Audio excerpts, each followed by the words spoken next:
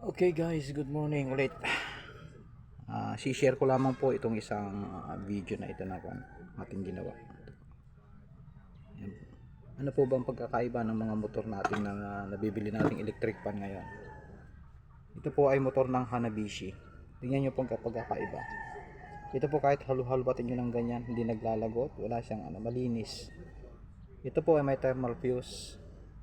Ngayon, tinanggal ko muna at bibilang ko, tinester ko lang kung thermal fuse nga niya sira at okay po. Ayan, may continuity na po ang kanong motor. So ibig sabihin niya thermal fuse lang po ang sira. Ang ibig ko pong sabihin ngayon ay ang pagkakaiba po ng motor na pure copper at saka hindi pure copper. Ito po ay motor ng Hanabishi. Ayan. Ito naman po ay motor ng Nova.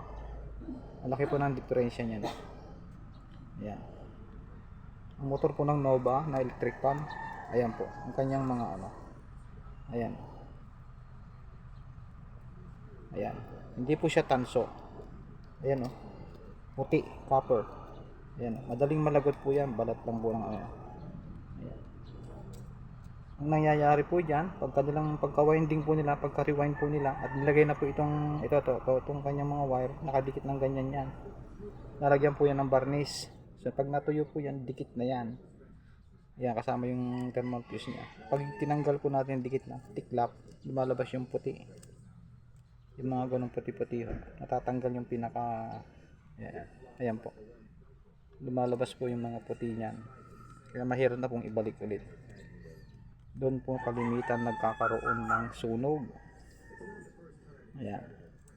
So, ang ginagawa ko po dito pag alam kong ganito mga Nova, yung mga ganito ang motor, ginagawa ko, pinapalitan ko na lang ng electric ng motor para rewind natin ng bago.